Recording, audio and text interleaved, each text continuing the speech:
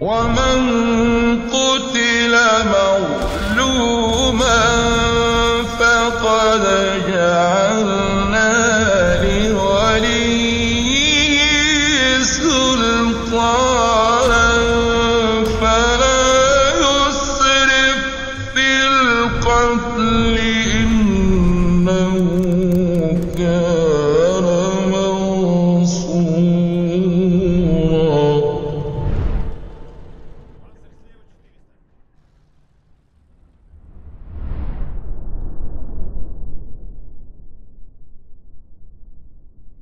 Assalamualaikum warahmatullahi wabarakatuh. Innal hamdalillah nahmaduhu wa nasta'inuhu wa nastaghfiruh wa na'udzu billahi min shururi anfusina wa sayyiati a'malina. May yahdihillahu fala mudilla lahu wa may yudlil fala hadiya lahu. Asyhadu an la ilaha illallah wahdahu la syarika lahu wa asyhadu anna Muhammadan abduhu wa rasuluhu la nabiyya ba'dahu. يا أيها الذين آمنوا اتقوا الله حق تقاته ولا تموتن إلا وأنتم مسلمون فإن أصدق الحديث كتاب الله وخير الهدي هدي محمد صلى الله عليه وسلم وشر الأمور محدثاتها وكل محدثة بدعة وكل بدعة ضلالة وكل ضلالة في النار. أما بعد. Para ikhwah sekalian, pada pertemuan sebelumnya kita apakah sudah selesai adab tentang pengantin? Udah. Berarti kita sekarang di adab di pasar insyaallah.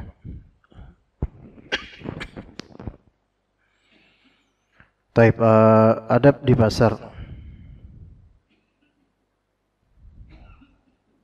Adab as-suq yaitu adab pasar. Yang pertama, ketika masuk pasar hendaknya berzikir, dan di antara hadis yang berisikan penganjuran untuk berzikir di pasar adalah hadis berikut. La ilaha illallah wahdahu la syarika lah, lahul mulku wa lahul hamdu yuhyi wa yumiitu wa huwa hayyun la yamut biyadihil khair wa huwa ala kulli syai'in qadir.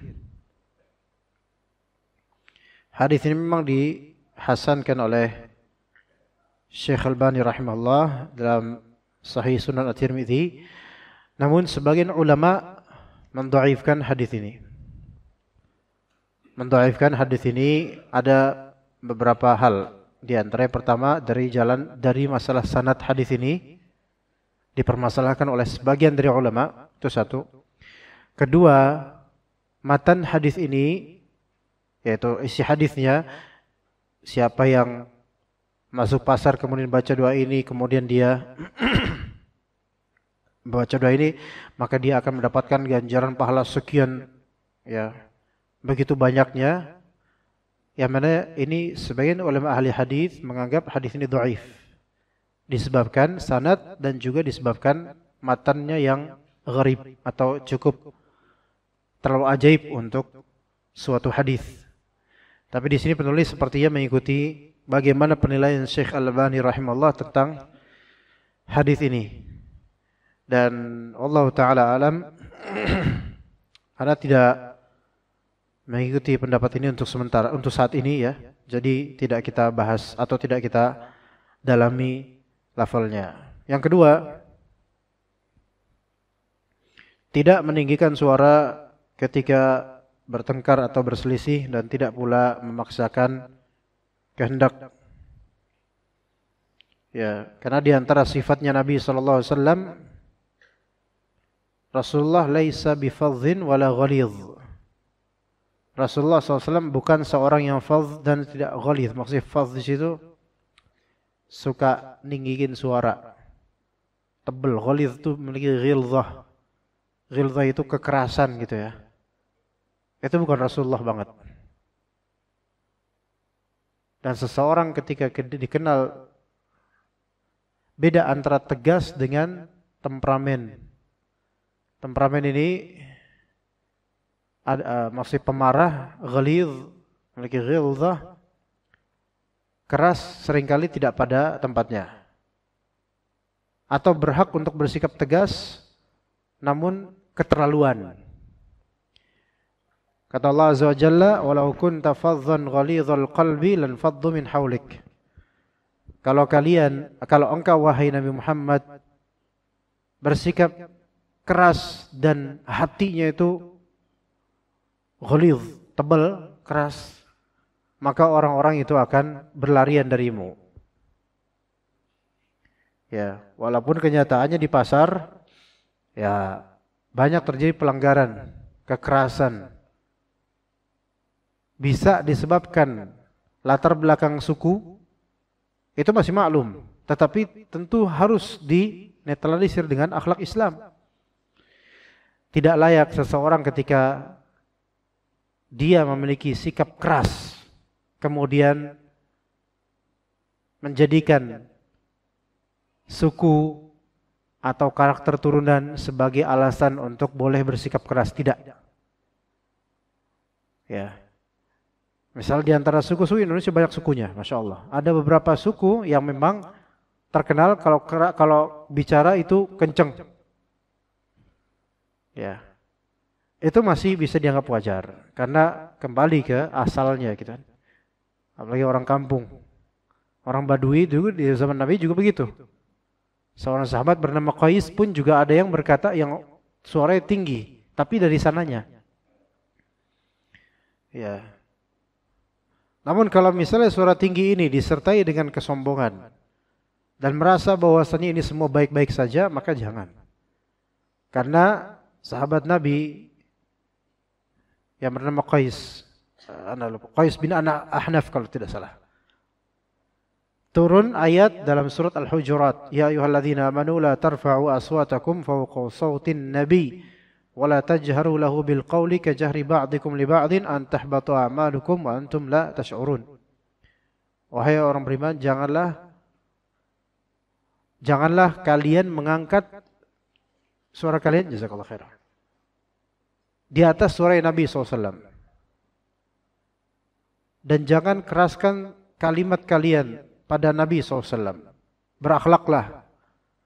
Jangan samakan bergaul dengan Nabi seperti bergaul dengan sesama kalian. Maka Qais bin Ahnaf kemudian sedih dengan ayat itu karena ada kalimat antahbatu a'malukum wa antum la tash'urun. Bisa saja amalan kalian berguguran gara-gara kekerasan kalian dan kalian tidak merasa itu. Ini menunjukkan bahwasanya amalan manusia bisa jadi gugur tanpa disadari karena akhlak yang buruk. Itu mungkin. Dan di antara akhlak yang buruk adalah fadh dan ghalidh al-qalb, keras hati dan meninggikan suara dengan kesombongan. Ya. Maka Qais bin Ahnaf karena dia naturalnya memang suaranya memang tinggi, bukan karena sombong. Kalau ini dimaafkan karena apa? Karena memang cetakan dari sananya dengan izin Allah. Mungkin faktor kesukuan atau keturunan dari orang tua, atau mungkin pendidikan juga di lingkungannya dan seterusnya. Maka dia pun menangis dan mengisolir diri. Rasulullah SAW mencarinya. Dan di mana Qais? Karena dia merasa, ya Rasulullah, saya khawatir saya telah keluar dari Islam, telah gugur amalan saya karena saya itu biasa bersuara lebih keras daripada suaramu ya Rasulullah. Maka justru Rasulullah mengatakan justru engkau adalah calon penghuni surga. Makanya Qais bin Ahnaf ini di antara sahabat yang dikabarkan oleh Rasulullah bahwasanya dia calon penghuni surga. Ya. Nah, kalau dialasankan suara keras atau tinggi ketika bertengkar itu udah biasa di pasar. Ini ibrahnya bukan udah biasa atau enggak, ibrahnya adalah akhlak atau enggak gitu loh. Kalau suara keras di sini dimaksudkan hanya untuk promo atau jajakan barang, itu biasa memang. Itu namanya pasar. Bukan hanya pasar sebenarnya. Connect juga kayak gitu kan dulu kan. Ketika masih ada Kopaja, Metro Mini itu kan. Kalau suaranya lemah ya nggak bisa lah. Masa ngandelin gocapan untuk di kaca gitu doang. Dia harus sebutin nama tujuan dari mobil atau bis itu. Keras suaranya karena ada maslahat. bukan karena sombongan. Ya. Maka keras suara ketika bertengkar, apalagi di pasar yang mana itu tempat banyak setannya, itu akan menambah kesempatan bagi setan untuk menghasut manusia. Pasar itu seburuk-buruk tempat, jemaah. Tapi kendati pun begitu, kendati pun seburuk-buruk tempat, tidak haram masuk pasar. Ya, seburuk-buruk tempat karena di dalamnya banyak transaksi yang mungkin tidak sesuai syariat, atau penipuan, kelalaian, dan cinta dunia, itu banyak di sana. Dan pasar di sini nggak mesti tercermin di benak harus pasar tradisional. Ya.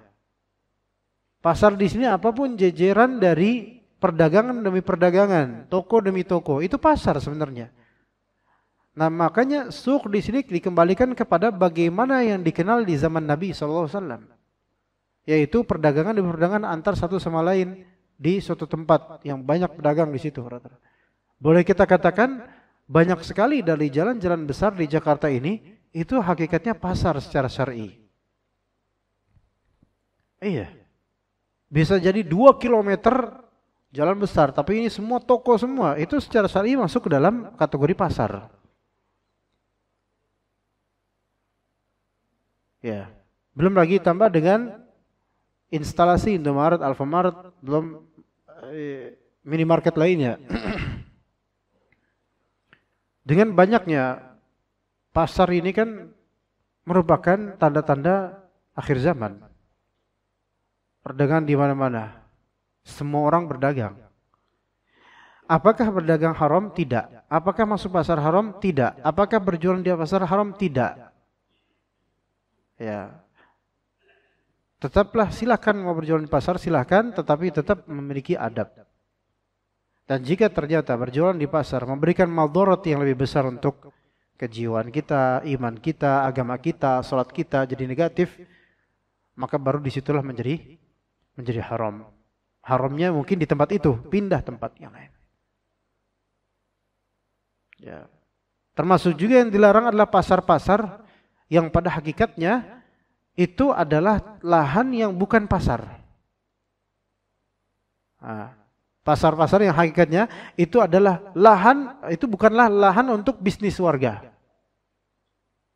Tetapi oknum dari pejabat, ya, atau oknum dari ormas memanfaatkan itu sebagai lahan, sebagai apa? Bisnisnya dia, pasar. Ini banyak gak Jakarta? Banyak, Jabodetabek banyak. Lahan itu aslinya lahan pemerintah. Dipegang oleh, kuncinya oleh pejabat fulan lah misalnya. Ya. Maka kemudian dibuatlah pasar malam, pasar kaget, pasar ini, pasar itu. Walaupun di weekend doang. Ketika itu dialih fungsikan jadi pasar, walaupun cuma weekend. Kemudian setorannya kembali ke ormas, karena pasti ada japrem tuh. Setoran kembali ke ormas. Atau ormas itu kemudian berkongsi dengan tokoh ternama atau pejabat sekitar situ. Semua itu haram. Iya. Anda yakin ada peraturan daerah khusus tentang ini? Anda yakin sekali. Kalau enggak ada, bobrok berarti peraturannya. Tapi sayangnya oknum ini memanfaatkan. Padahal ini haram. Ini korupsi. Ini korupsi. Ini the real korupsi. Ini korupsi. Dan orang-orang yang teriak anti korupsi pemerintah, bahkan di antara mereka juga koruptor di lahan-lahan pemerintah. Mereka ikut berdagang di situ. Mereka ikut membuat saham di situ. Dan mengeruk keuntungan di situ. Coba lihat. Inilah yang membuat kenapa pasar itu sejelek-jelek tempat. Karena banyak orang itu nggak peduli lagi hal haram di pasar itu. Tapi kita itu butuh pasar, itu masalahnya. Maka kita tetap boleh ke pasar, namun menjaga adab dan akhlak. Tunaikanlah akad-akad yang halal saja. Sebenarnya banyak peraturan-peraturan di pasar, peraturan-peraturan syariat berkaitan dengan jual beli dan pasar, jemaah. Sekarang kalau antum misalnya membeli tas mereknya Calvin Klein misalnya, tulisannya Calvin Klein, ya. Atau kadang-kadang tulisannya, itu tulisannya apa Pak? CK. Kalau pernah dengar disingkat kan jadi gitu. Kalau bahasa kita CK. Ada kaos CK. Itu kita ngiranya bahwasanya itu kaos murah atau nggak ada artinya. Itu brand mahal, itu brand fashion mahal. Sekarang kalau antum bawa ibu antum Pak, atau istri antum ke PGC, ke pasar-pasar lah ya, terus ada brand ternama itu, harga berapa tasnya ini Bu? Harganya 300.000. Gak ada Calvin Klein harga 300.000. Gak ada. Hatta antum beli sama ownernya langsung, gak mau ngasih 300.000, enak aja. Itu mendingan ngasih aja lah gratis daripada 300.000. Harga 1 juta. Itu yang asli. Berarti ini tas apa? Bajakan. Apa hukumnya membeli tas, t-shirt, pakaian atau apa yang make brand ternama namun tidak original? Apa hukumnya? Haram. Jelas haram. Sekarang celana pendek banyak gak merek Yonex, Adidas? Asli gak? Berapa beli? 100.000 dapat 10. Ya, itu rombeng, itu gak boleh. Walaupun murah, antum gak rugi, antum untung. Tapi antum sengaja beli itu dan tahu itu brand ternama, tahu itu palsuan, haram. So, apakah akhlak seperti ini kita terapkan ketika beli di Shopee? Apalagi ibu-ibu nggak pernah mikir ini original, nggak mikir ibu-ibu. Yang penting murah, diskon murah. Nggak mikir bahwasanya Anda beli itu berarti mendukung pemalsuan, berarti Anda termasuk orang yang mendukung korupsi dong. Kita itu teriak-teriak anti korupsi, tapi sebenarnya banyak track kita itu korup dalam masalah ini. Tuh, ya, itu diperhatikan loh kayak gitu. Ibu kita senang, ini bagus tasnya nih. Wah, ada tulisan Coach, ya, Coach. Ya, tambahin lagi jadi cockroach itu, ya, kecoa. Coach. Orang-orang banyak yang nggak tahu kalau itu brand fashion dari Paris. Ya, asal beli aja. Padahal itu harga berapa? 400. Subhanallah. 1,5 juta kalau aslinya itu. Kalau kita beliin ibu kita hal itu, ibu kita nggak tahu brand-brandnya. Yang tahu kita yang dosa. Ibu kita nggak dosa karena nggak ngerti. Ya, ini harus disadari. Banyak dari kita mungkin pakai kaos bola. Berapa harganya? 50.000. Kaos apa logonya? Arsenal misalnya. Itu kan nggak original. Tiruan, pemalsuan. Kan nggak boleh seperti itu. Pakai brand dan logo klub bola padahal bukan original dari outlet yang resmi. Kalau resmi berapa? Bisa 1,5 juta, Pak. Bisa 1 juta, Pak. Tuh, lihat. Apakah pernah kita begitu? Nah, begitu. Gaun ibu-ibu itu banyak. Lihat itu masih yang tadi ya. Bertengkar, berselisih di pasar. Jangan memaksakan kehendak. Nah, itu kan banyak di pasar. Ya. Tapi kalau ibu-ibu itu paling anteng di pasar. Walaupun nawarnya itu udah kayak Wolverine, bener-bener cakaran tawarannya itu bener-bener nyakitin hati. Kita aja yang cuma nonton ibu-ibu nawar udah sakit hati. Tapi pedagang pada sabar karena mereka udah tahu ibu-ibu itu mereka subhanallah kalau udah nawar itu nggak mikir akhirat.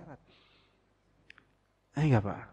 Kadang-kadang kita ngeliat ibu-ibu ketika nawar itu nggak mikir bahwasanya ada hari pengadilan nanti. Subhanallah. Barang 500.000 ditawar 150.000. Itu bukan dagang namanya.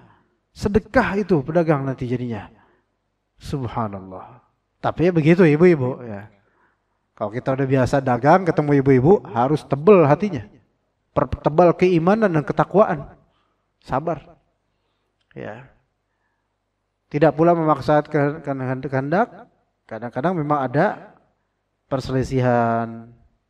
Dan juga dalam kitab aslinya wa la yadfa'u bisayyi'atil sayyi'ah walakin ya'fu wa yaghfir. Di pasar itu jangan balas keburukan dengan keburukan.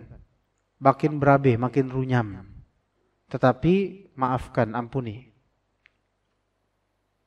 Yang kita lihat di pasar. Saat kadang saya datang ke Tanah Abang. Beberapa pedagang itu sengaja menyalahkan Al-Quran. Di ruko-ruko Tanah Abang ya, di dalam blok B, blok C, blok A gitu. Di lantai berapa gitu. Sengaja ini Al-Quran. Pas ditanya, kenapa Bu? Kok nyetel Al-Quran lagi murojaah atau gimana? Ya biar adem aja. Tapi juga supaya toko saya tidak kena sihir. Oh, kadang ada kayak gitu. Tidak kena sihir. Namanya persaingan dunia, Pak. Oh, besar. Toko laris menjelang Lebaran misalnya atau menjelang Ramadan laris tuh. Jualnya laris. Sebelah sana ngeliatin, sebelah sini ngeliatin. Minimal mengirim ain, hasad. Itu sudah nggak enak tuh. Makanya sebagian pedagang kita Tanah Abang yang Muslim, ya kalau di Tanah Abang itu biasanya Betawi ada, Jawa, sama orang Padang banyak.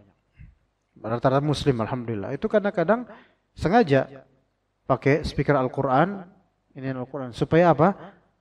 Nggak kena ain, nggak kena sihir itu mereka seperti itu.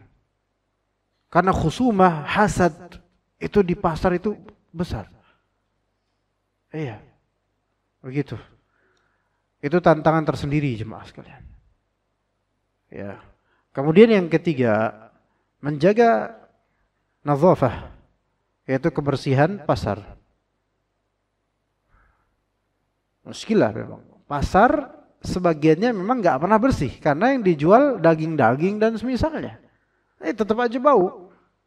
Tapi setidaknya kita sebagai seorang Muslim berusaha, walaupun nggak bisa 100%, hasilnya nggak bisa 100%, berusaha untuk membersihkan dan atau membayar iuran kebersihan pasar. Itu harus. Kemudian yang keempat, ini penting, al-muhafadzah 'ala al-wafa' bil 'uqud wal uhud wal iltizamat baina tarafain.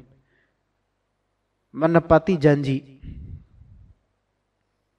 Menepati janji, selalu menepati janji-janji dan akad-akad dan keharusan-keharusan yang terjadi sebagai konsekuensi dari akad. Kalau janji ngirim besok harus ada. Harus sesuai. Diusahakan. Akad itu mengikat. Yaitu mengikat maksudnya apa? Ada kelaziman antum harus memberikan barang atau membayar, itu akad.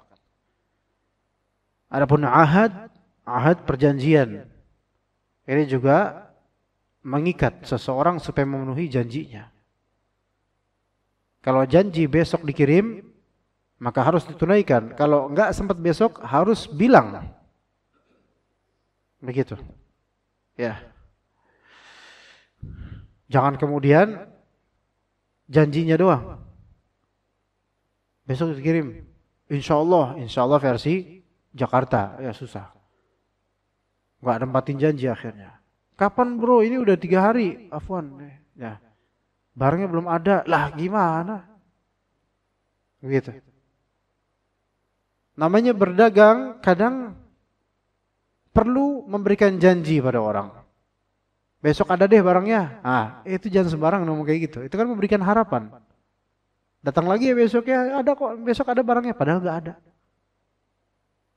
Akhirnya besok datang, waduh, udah habis ternyata. Padahal kita nggak nyari. Hati-hati dari ini. Ya. Dan ketika itu akad, maka harus tunaikan akad tersebut. Kata Allah Azza wa Jalla, ya ayyuhalladzina amanu aufu bil 'uqud. Wahai orang beriman, tunaikanlah amanah akad. Termasuk amanah akad adalah kualitas dan kuantitas barang itu sesuai gitu loh. Dengan apa yang memang kita deskripsikan atau kita janjikan.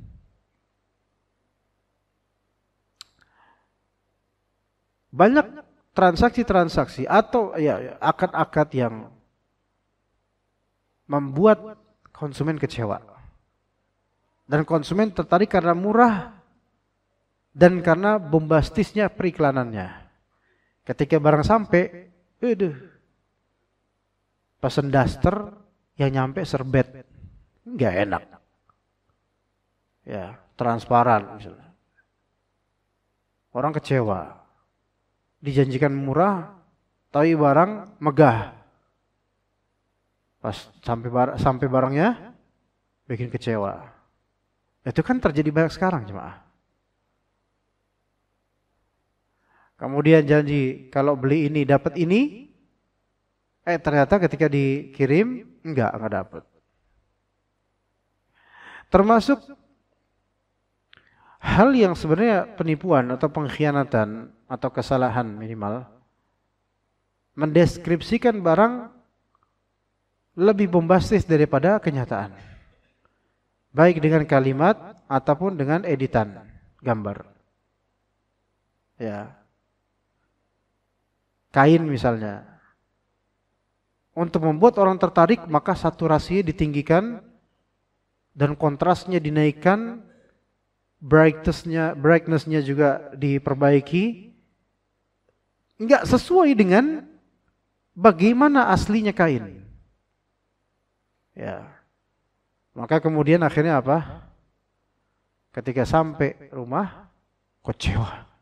Ini kok warnanya gini, kok nggak seperti ya qadarullah, namanya pencahayaan, alasannya gitu. Malah nggak berusaha untuk menepati, untuk tepat dengan sesuai dengan kenyataan. Ya. Dulu saking pengen sesuai kenyataan sampai ya sesuai, atau nggak tahu bener apa enggak. Sarung-sarung ketika era 90-an atau 2000-an awal misalnya. Ada beberapa brand sarung yang mengandalkan deskripsi jumlah atau benang. Sarung ini kelas premium ini 5.000 benang. Ini 5.500 benang. Itu ada dulu. Sekarang sudah ditiadakan. Ya. Karena sekarang itu bukan menjadi andalan lagi sekarang. Sekarang motif. Ya. Nah, kualitas juga ketika kita deskripsikan, oh ini bagus nih barang nih, nggak panas dan seterusnya. Ternyata semua orang mencobanya panas, maka ini penipuan, khida'. Ini banyak terjadi di pasar, baik online maupun offline. Ya.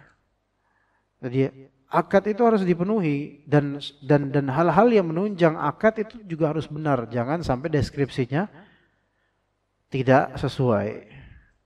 Kemudian yang berikutnya, memperkuat setiap transaksi dengan adanya saksi atau tanda bukti hitam di atas putih. Kata Allah Azza wa Jalla, wa ashhidu idza tabaya'tum, persaksikanlah apabila kalian melakukan jual beli. Ini sunnah, tidak wajib. Kalau ada saksi syukur, kalau nggak ada juga tetap sah. Karena adanya saksi bukanlah syarat sah jual beli. Tapi itu perintah berupa penganjuran dari Allah Azza wa Jalla. Kalau sekarang mungkin persaksian itu nggak harus dengan orang. Bisa dengan data. Bisa dengan rekam jejak internet. Antum transaksi di minimarket. Diketik semua atau di-scan semua barang yang antum beli, itu tercatat dan terdata semua di database mereka. Ya kan? Berapa yang antum beli, berapa yang antum bayar, itu semua masuk dalam database mereka. Ini sudah menjadi dikiaskan seperti saksi. Bahkan ini bisa lebih valid karena tepat nominalnya. Gitu. Masalahnya sekarang, kita ini laki-laki paling malas basa-basi kalau belanja, ya enggak? Ketika kembalian tinggal 200, 500, kata kasirnya apa? Buat sumbangan. Kita laki-laki tuh biasanya ini enggak, udah 200 doang. Tapi kok orang kayak kita ada 1000 dalam 5 hari, itu masa sumbangannya kemana gitu loh. Ya kita laki-laki udah biasa aja ceplos aja gitu. Kalau perempuan diteliti lagi itu perempuan biasanya. Bahkan jangankan itu sumbangan. Struk belanjanya itu dihafalin sama dia berapa harganya. Subhanallah, perempuan itu makhluk yang luar biasa. Ya makanya antum pada suka kan. Ya. Nah, kalau ini ngomongin sumbangan, ternyata itu nggak jadi sumbangan. Menjadi kumpulan buat pribadi kasir misalnya. Halal atau haram? Ya jelas haram. Lumayan loh. 220 orang aja. Ya lumayan 4.000 lah. Itu kalau 200 ya. Gopek sekarang itu kan 500 sudah kayak uang kecil. Itu masih di minimarket yang terdata loh. Kalau di warung kelontong, bacanya kelontong ya. Atau warung warkop. Biasanya kan yang ke warkop umumnya laki-laki ya kalau nggak salah. Iya, umumnya ya. Entah mau nongkrong, entah mau beli bubur atau beli kacang hijau gitu. Biasanya kita nanya nggak berapa harganya? Enggak, laki-laki langsung. Berapa? Dah, kembalian dah. Dan boleh jadi mamang-mamang warkopnya ini mengembalikan kembalian karena tahu ini yang beli ini bodoh amat dengan kembalian, akhirnya dinaikin harganya 1.000, dinaikin 2.000. Lumayan itu. Ya bukan karena anak pernah jadi tukang warkop, bukan. Tapi orang zaman sekarang itu seringkali nggak peduli dengan korupsi 1.000, 2.000. Dikira itu tidak ada timbangannya di akhirat. Syuflet. Ya. Saksinya siapa? Nggak ada kecuali Allah dan kemudian malaikat-malaikat pencatat amal. Begitu jemaah sekalian. Ya. Kemudian yang keenam, dan ini penting juga, samahah, toleran dan yusr, mudah dalam masalah jual atau beli. Mudah. Kata Nabi SAW, rahimallahu abdan samhan idza ba'a, samhan idza ishtara, samhan idza iqtada. Semoga Allah Ta'ala merahmati hamba yang dia itu toleran jika menjual, toleran jika membeli, dan toleran jika berketetapan. Ya, maksudnya melakukan ketetapan atau memutuskan perkara itu toleran. Jadi enggak bertele-tele, enggak lama gitu ya. Toleran, samhan dan menerapkan yusr, kemudahan. Enggak mempersulit. Termasuk juga yang memudahkan kalau memang pedagang ini atau toko ini memberikan fitur kiris misalnya. Itu termasuk hal yang dianjurkan dalam secara makna apa? Secara makna mempermudah bagi sebagian orang. Walaupun enggak harus. Ya, restoran menyediakan fitur kiris atau juga transfer atau cash, silahkan mau yang mana. Di antara bentuk pemudahan dalam jual beli juga bagi penjual adalah menyediakan receh. Ajaibnya sebagian dari toko ya itu seperti terkesan sengaja mengabarkan nggak ada recehan. Gopean ini ya, permen kis ya, gitu biasa. Permen kis, ya permen kis, Mentos gitu. Waduh, nggak ada 1.000-an nih, permen aja ambil 4. Itu seolah-olah ngatur apa ya? Kata mereka kan bukannya pembeli itu adalah raja ya. Sekarang raja yang disuruh 1.000 udah ambil permen. Nggak boleh seperti itu. Kecuali dengan bahasa yang baik. Maaf nih 1.000 lagi nggak ada. Mungkin bisa tolong diganti dengan permen, boleh nggak gitu. Kalau pembeli nggak ridho, maka wajib bagi penjual untuk mencari kembalian. Dan nggak boleh misu-misu. Ya 1.000 doang, pelit banget. Ya nggak boleh gitu. Kenapa? Itu kan hak dia. Iya, itu hak dia. Kita nggak, walaupun bahkan 500 sekalipun, dia nggak mau, nggak apa, saya pengen kembalian 500. Pelit.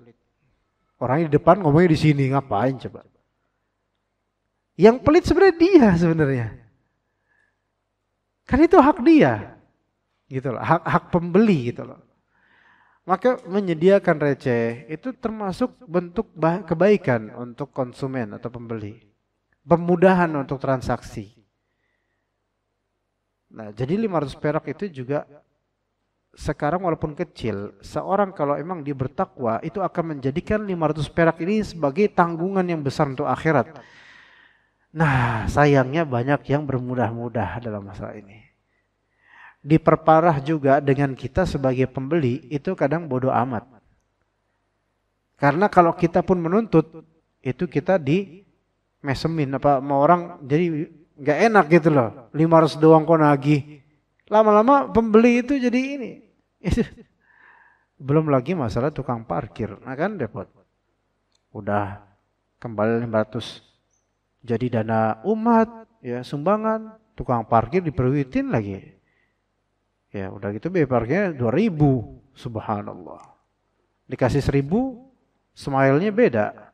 Nggak dikasih, nggak ada senyum sama sekali. Dan nggak tahu doain apa tuh dia. Ngedoain jelek jangan-jangan. Jangan-jangan. Pelit. Subhanallah. Padahal kan kita nggak ada kewajiban untuk memberikan upah ke pungli. Semua dari tukang parkir di lahan yang tidak diizinkan atau tidak resmi itu tergolong pungli sebenarnya. Ya. Baik. Kita lanjut ba'da azan, nanti ketika ba'da azan jika ada pertanyaan dipersilahkan. Fadhal. Silakan. Baik, silakan Pak Fadhal. Assalamualaikum.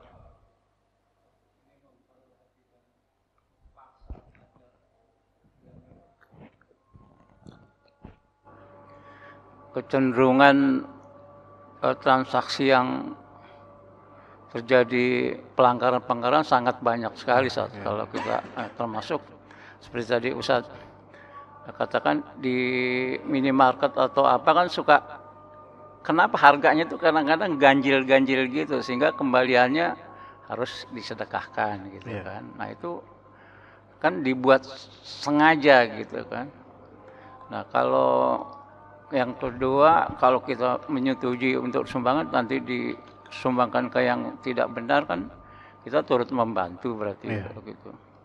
Nah yang kedua sekarang kan ini kan di kajian-kajian di masjid juga suka banyak orang-orang jualan. Kalau ada kajian-kajian di masjid orang-orang jualan.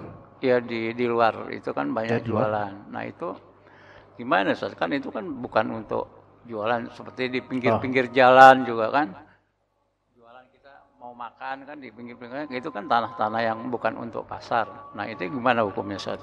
Ya. Taib, ya, di minimarket memang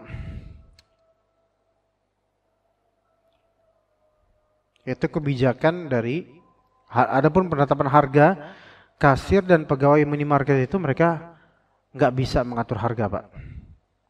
Mereka hanya menyekian barcode kemudian harga sudah tersetting seperti itu. Ya.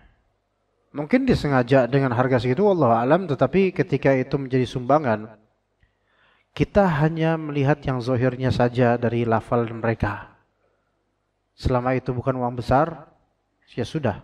Karena kalau kita udah jangan sumbang. Ya mungkin mereka ngasih 200 perak dan tapi 200 perak sekarang tuh nggak ada harganya, Pak. Gitu. Jadi mau gimana gitu. Harta 200 perak ini nggak ada harganya, jadi memberat-beratkan kantong gitu kan. Ya udah biar aja sembah itu biar dia nanti biar mungkin bukan kasir bukan Pak. Kalau kasir nggak nilep ya. Mungkin bukan kasir, tapi mungkin yang menyuruh kasir untuk mengumpulkan sumbangan itu. Nggak tahu alokasi kemana, Allah lebih tahu. Itu tanggung jawab orang itu nanti. Wallahu a'lam. Jadi kalau dibilang kita membantu mereka untuk berbuat munkar itu masih 50-50. Kita nggak bisa disebutkan kayak gitu juga.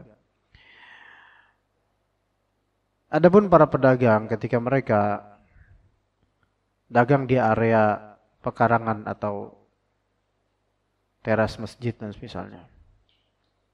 Itu dikembalikan kepada niat masing-masing. Apakah itu sesuatu yang munkar itu tergantung dengan satu, niat mereka. Kedua, lahan tersebut. Nah, gitu loh. Pertama, niatan mereka. Kalau memang ke masjid murni cuman buat dagang doang, maka sesuai niatan mereka, nggak dapat pahala ke masjid. Mungkin dapat pahala pas sholat fardunya doang mungkin ya. Tapi mereka nggak dapat pahala niatan ke masjid, nggak.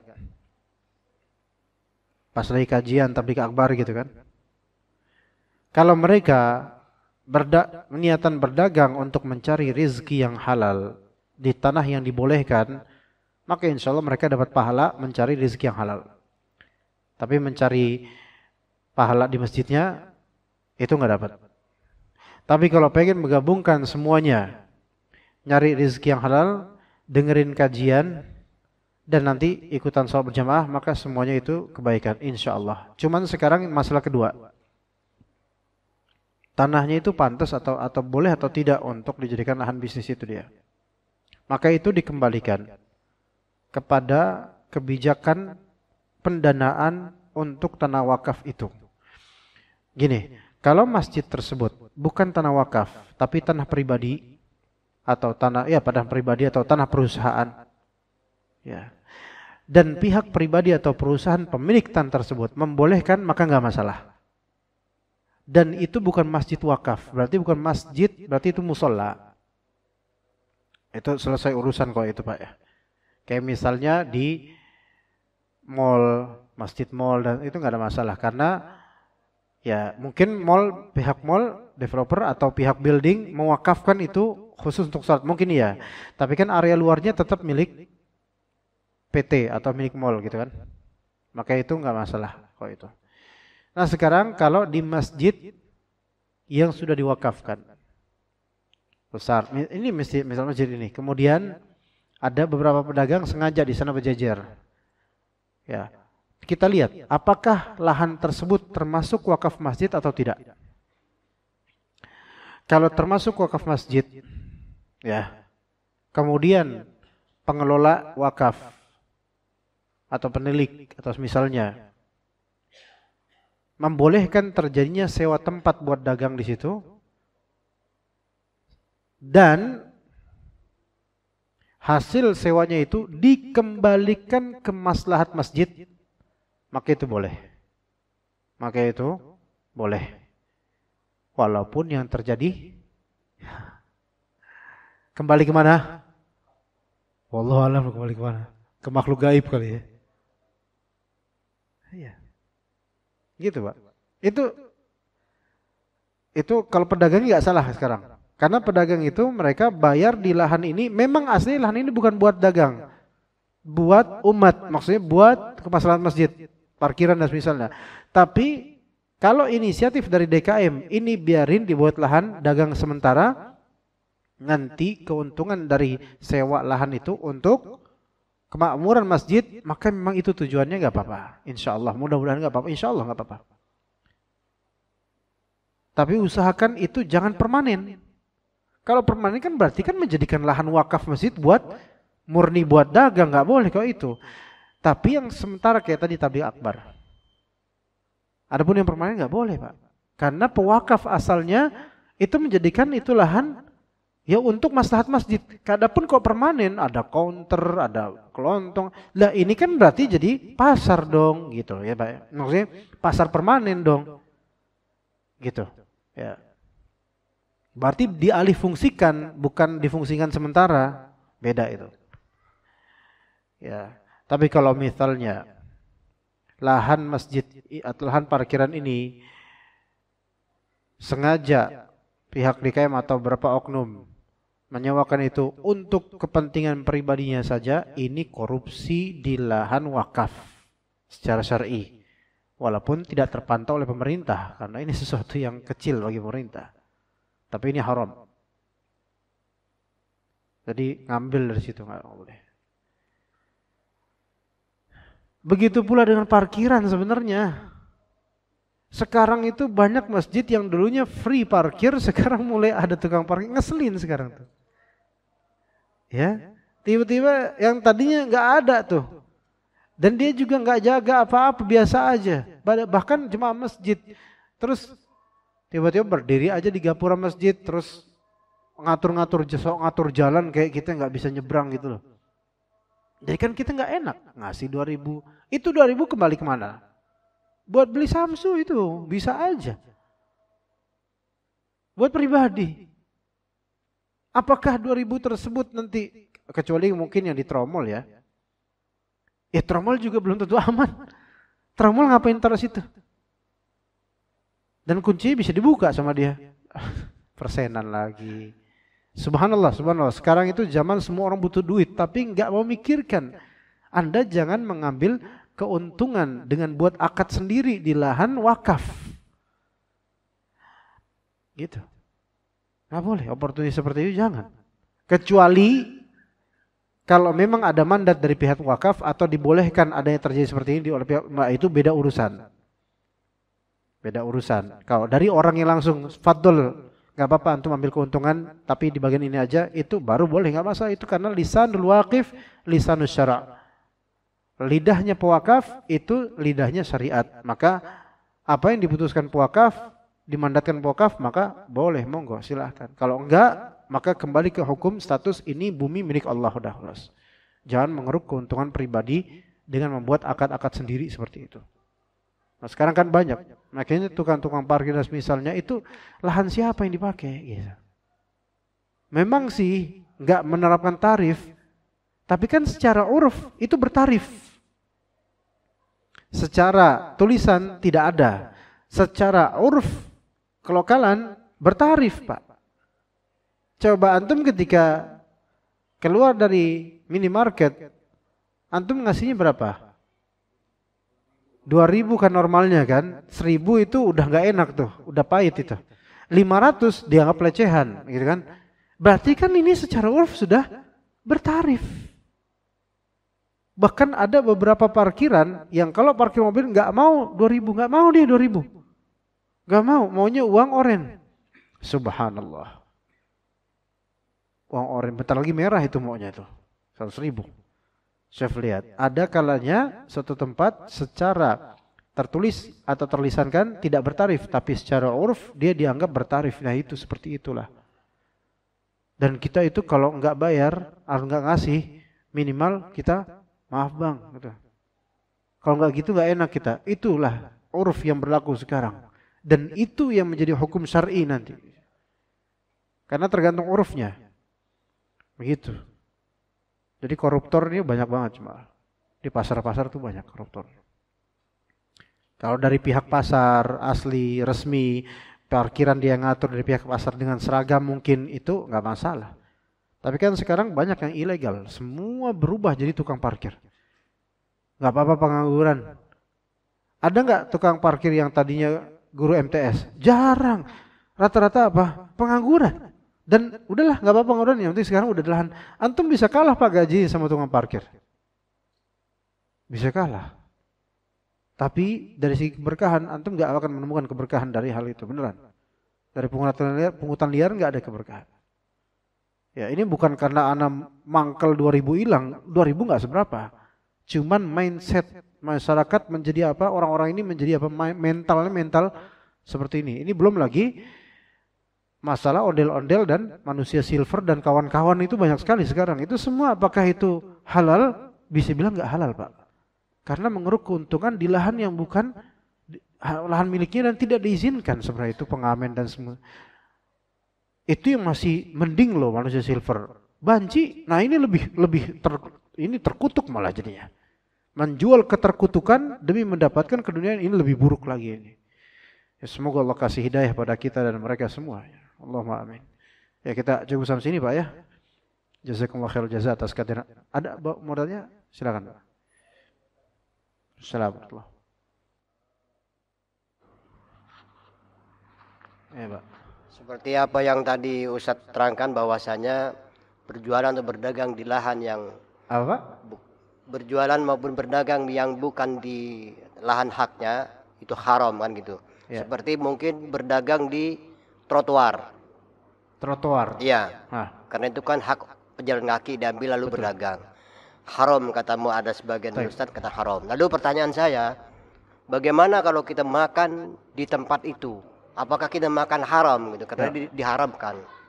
Terima kasih Ustaz. Assalamualaikum.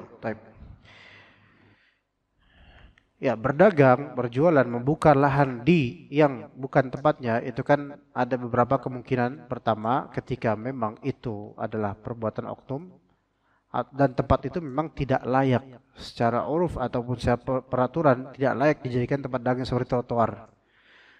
Itu akad yang terjadi di sana akadnya sah. Maksudnya kalau antum beli, ya sah terjadi. Yang diharamkan apa sekarang? Yang diharamkan adalah perbuatannya, gitu loh. Perbuatan promosi atau dagang di lahan itu yang diharamkan. Tapi secara akadnya sah. Apakah pembeli berdosa di situ?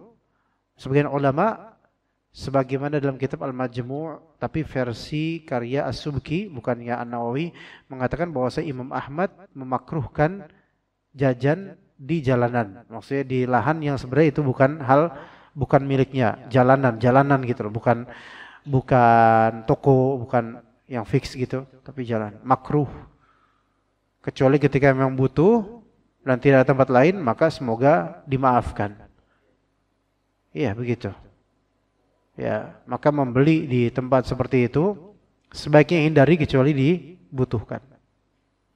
Begitu. Yang lebih ditekankan adalah kepada pedagangnya, bukan kepada pembeli. Tapi pembelinya sebenarnya secara nggak langsung mensupport adanya perdagangan di situ. Hanya ketika memang butuh, maka semoga dimaafkan. Loh, kalau gitu pedagang harusnya juga lebih dimaafkan kok, karena mereka butuh. Lah, pedagang itu untuk berdagang kan lahannya mana-mana kan ada pilihan banyak. Kenapa harus di situ gitu? Itu Mas. Jadi lebih ditekankan ke pedagangnya, jangan buka di situ. Gitu, wallahu a'lam. Seperti itu. Tapi tetap halal, ya. Ya, fadhal. Waalaikumsalam warahmatullahi wabarakatuh. Ada yang sistem cash, ada yang sistem kredit. Kredit ya. Ya. Utang. Ya, berkaitan dengan transaksi ada yang sistem cash, ada yang sistem kredit. Kalau sistem cash kan sudah nggak ada Jelas, perdebatan ya. sudah nggak ada perdebatan. Tapi yang sistem kredit itu ada yang perdebatan, ada yang mengharamkan, ada yang perbolehkan, gitu kan. Nah, bagaimana pandangan Ustadz terhadap sistem kredit itu? Kredit kan berarti kan non tunai ya. Gimana? Kredit ini non tunai berarti ada yang tertunda. Angsuran gitu kan. Jadi Cicilan. Ya, cicilan gitu kan. Dan kita juga banyak yang terbantu dengan cicilan seperti itu, kayak KPR, perumahan kan banyak terbantu gitu kan. Nah, tapi pada satu sisi masih ada orang yang mempermasalahkan itu kan tentang kehalalannya gitu kan. Ya, mohon pandangan dari Pak Ustadz. Terima kasih. Assalamualaikum warahmatullahi wabarakatuh. Waalaikumsalam warahmatullahi wabarakatuh. Ana nggak punya pandangan sebenarnya Pak. Pandangan syariat yang lebih tepatnya ya. Istilah jual beli kredit itu kan hanya suatu istilah. Kita harus melihat ke macam-macam hakikatnya. Karena jual beli kredit itu nggak cuma satu model doang. Banyak modelnya. Ada yang halal, ada yang haram. Yang halal itu yang normal-normal aja. Ya cicil biasa, udah nggak ada klausul apa-apa. Itu udah pure, udah murni, dah selesai. Baik cicilan bertahap atau ngutang nanti suatu saat bayar langsung satu paket gitu. Itu nggak masalah, asli nggak masalah Pak.